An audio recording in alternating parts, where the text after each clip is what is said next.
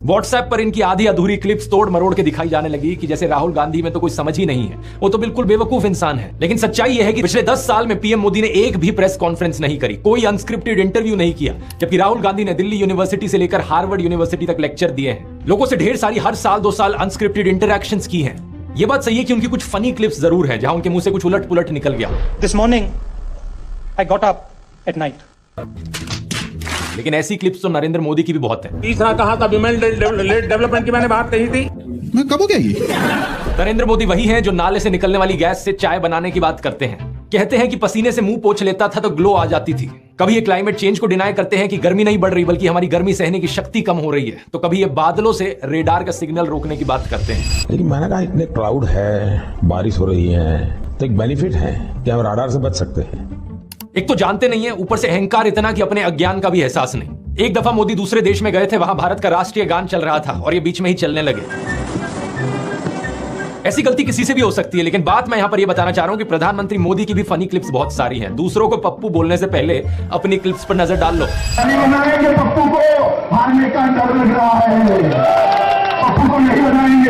और अभी तो एक बहुत बेहतरीन मौका मिला है। हमारे फॉर्मर सुप्रीम कोर्ट के जजेस ने राहुल गांधी और नरेंद्र मोदी दोनों को एक 1-on-1 डिबेट के लिए इनवाइट किया है। राहुल गांधी तो इस इनविटेशन को ऑलरेडी एक्सेप्ट कर चुके हैं, लेकिन नरेंद्र मोदी अभी भी चुप है। अगर ऐसा होता है तो जनता के लिए भी एक बड़ा सीधा मौका होगा देखने का कि नरेंद्र मोदी और राहुल गांधी में से कौन ज्यादा समझदार है, कौन ज्यादा इंटेलिजेंट है और कौन ज्यादा केपेबल लीडर है देश के लिए। लेकिन नरेंद्र मोदी अगर इस डिबेट से भागते हैं और जवाब ही नहीं देते तो समझ जाना कौन यहां पर बेहतर है। इस कल्ट ऑफ पर्सनैलिटी में प्रधानमंत्री मोदी का सबसे बड़ा कार्ड है सब जगह फोटो चिपकाओ। बचपन में मैं सोचता था कि ये कोका कोला जैसी ड्रिंक्स की एड्स क्यों आती हैं टीवी पर, हर कोई तो जानता है कि कोका कोला क्या है। बाद में मुझे समझ आया कि out of site is out of mind, यानी नजर से बाहर तो दिमाग से बाहर। और इसकी उल्टी एक टैक्टिक है, जितना नजर में रहोगे उतना लोगों के दिमाग में घुसोगे। अखबार पर नरेंद्र मोदी, रेडियो पर नरेंद्र मोदी, टीवी चैनलों पर नरेंद्र मोदी, फेसबुक पर नरेंद्र मोदी, पेट्रोल पंप की होर्डिंग्स पर नरेंद्र मोदी, सड़क पर पोस्टर छपे हैं, गूगल एड्स पे करोड़ों खर्च करके अपना चेहरा दिखा रखा है, हर एक सरकारी स्कीम के इश्तिहार पे। अरे ये सब तो छोड़ो, कोविड वैक्सीन के सर्टिफिकेट पे भी नरेंद्र मोदी। सेल्फी पॉइंट्स तक बना डाले इन्होंने जगह जगह। 2022 की इस रिपोर्ट को देखिए। आईएनबी मिनिस्ट्री ने बताया कि सरकार ने 8 सालों में 6400 करोड़ से ज्यादा रुपए खर्च किया एडवर्टाइजमेंट्स पर। हर रोज का 71 लाख रुपए तो अखबारों में ऐड देने में लगा दिया। और ये सब तो सरकारी पैसे से चलने वाली एड्स थी। इसके अलावा जो पार्टी फंड से चलने वाली एड है वो अलग, और गोदी मीडिया के एंकर जो दिन रात चाटुकारिता करते हैं वो अलग।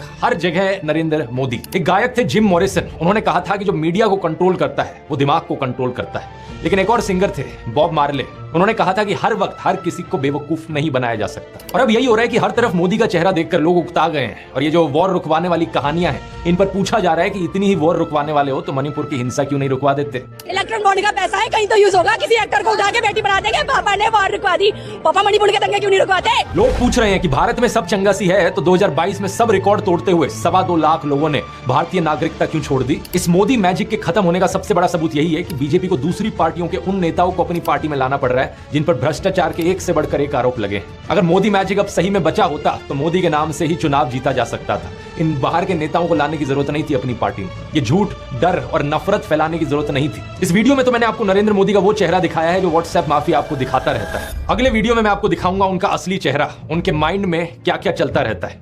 यहां मैं आप लोगों का धन्यवाद करना चाहूंगा क्योंकि आप लोग इतने जज्बे के साथ इनकी इस झूठ और नफरत की फैक्ट्री को तबाह करने में लगे हुए हो। हमारे इस मिशन 100 करोड़ पर लगे रहिए। ये देखकर खुशी होती है कि किसी का कमेंट आता है ये कहते हुए कि आपने एक वीडियो को 850 लोगों के साथ शेयर किया व्हाट्सएप पर। कहीं पता चलता है कि प्रोजेक्टर स्क्रीन पर दिखाकर आप वीडियो चला रहे हो राजस्थान की गलियों से लेकर वेस्ट बंगाल तक। किसी ने टीवी लगा दिया बाहर मुंबई में ताकि लोगों तक सच पहुंचाया जा सके। इसी तरीके से लगे रहो। हमें देश के लोकतंत्र को बचाना है, देश के संविधान को बचाना है। वोट करने जरूर जाना और अपने आसपास के 10 लोगों को कन्विंस करना वोट करने के लिए। वोट करना इस नफरत और झूठ के खिलाफ। मुझे यकीन है कि हम इकट्ठे मिलकर देश को बचा लेंगे। अगर आपने इस ब्रेन वॉशिंग माफिया के चारों डिपार्टमेंट्स के बारे में पहली बार सुना है तो इस वीडियो को जरूर देखिए। यहां पर मैंने शुरुआत से समझाया था पहले डिपार्टमेंट के बारे में, क्लिक करके देख सकते हैं। इनकलाब जिंदाबाद। जय हिंद।